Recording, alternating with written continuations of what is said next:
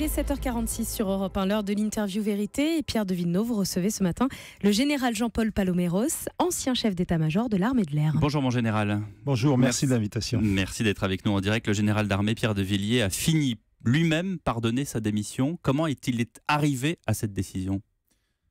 Ça a été un moment qu'on n'attendait pas. C'est un moment très, très particulier. C'est une suite, à la fois une suite d'événements et puis des problèmes de fond finalement. C'est une conjonction, une incompréhension certainement aussi entre le président et le chef d'état-major. Le général de Villiers, c'est un légitimiste, c'est un grand chef qui croit en nos institutions, qui les a défendues. Il n'y avait aucune ambiguïté dans son esprit. Il a pu apparaître au travers de certains propos tenus devant la commission de la défense évidemment, il se battait pour ses troupes, pour ses budgets.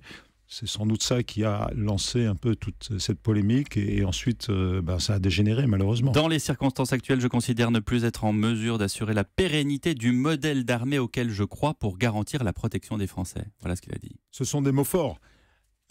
Il s'inscrit dans l'avenir, le général de Villiers, quand il dit ça.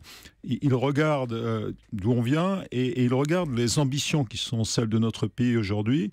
Il regarde aussi les opérations que nous menons contre le terrorisme à l'extérieur, à l'intérieur. Et il voit que tout ça a un prix. Tout ça nécessite un investissement permanent.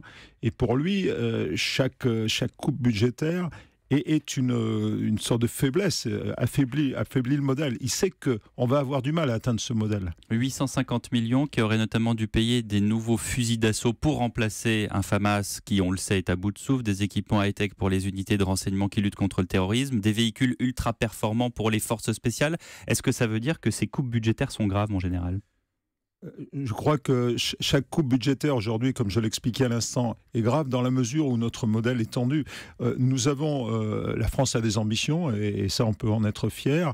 Mais est dans un contexte actuel en plus d'état d'urgence qui va... Bien sûr. Si on se compare, regardons un peu ce qui se passe ailleurs. Aujourd'hui, nous avons un pays comme l'Allemagne ou la Grande-Bretagne qui dépensent plus que nous pour leur défense, sans avoir l'équivalent, sans avoir la même dissuasion, sans être engagés au même niveau que nous.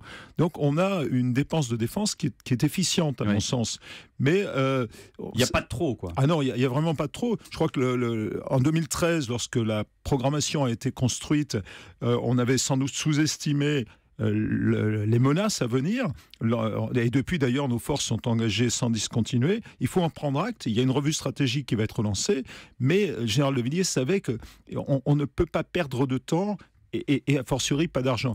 Maintenant, ces 850 millions d'euros, il va falloir voir dans quelles conditions ils vont être reportés, si vous voulez, sur l'avenir. Ça ne va pas, à mon sens, être une annulation pure et simple de commande. Simplement, il va y avoir, comme on l'a fait par le passé, un report sur les années qui viennent. Sur ce budget qui, visiblement, était la principale discorde entre Emmanuel Macron et Pierre de Villiers, le président, qui était en déplacement sur le Tour de France hier, a dit que ce n'était pas au chef d'état-major des armées de défendre le budget de la défense, c'était le rôle du ministre. Est-ce que vous êtes d'accord avec ça ? Les institutions sont claires, oui, bien sûr, mais le chef d'état-major...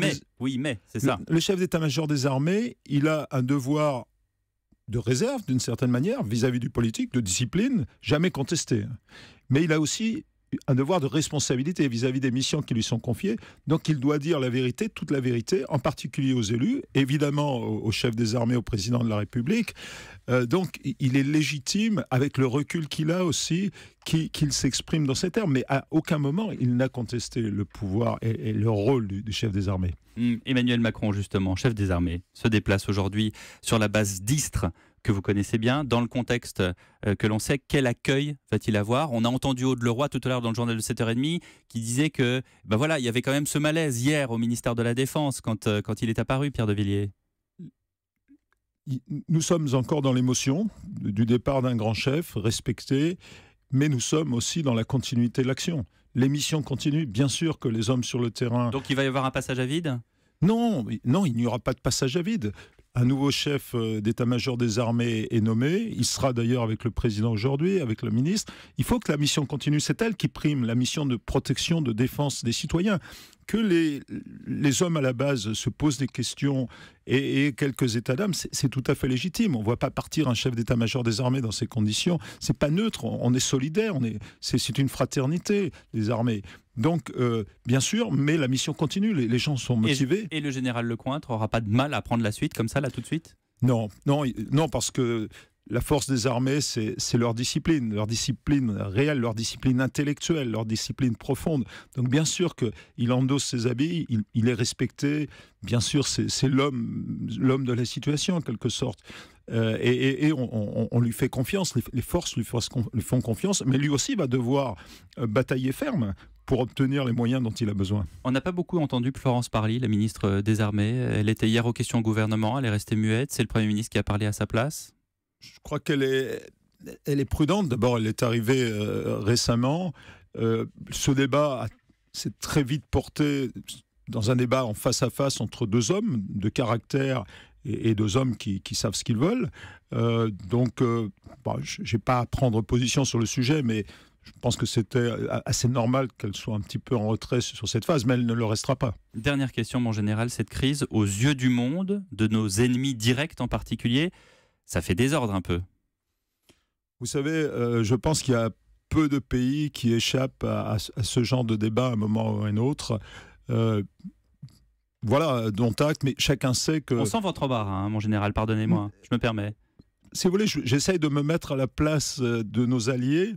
Ils savent que la France est engagée en opération et tout ce qu'ils espèrent, c'est qu'elle continue dans ce sens, qu'elle se donne les moyens de continuer à remplir son rôle pour la paix et la sécurité dans le monde. C'est la seule question qui se pose. Mais ils n'ont aucun doute sur le fait que nos armées restent ce qu'elles sont, avec leurs capacités, leurs moyens. On compte beaucoup sur la France aujourd'hui dans le monde. Et d'ailleurs, la France espère aussi compter sur d'autres alliés, par parenthèse. Ça, c'est un sujet extrêmement important. Merci, mon général. Général Jean-Paul Paloméros, d'avoir été en direct sur Europe 1.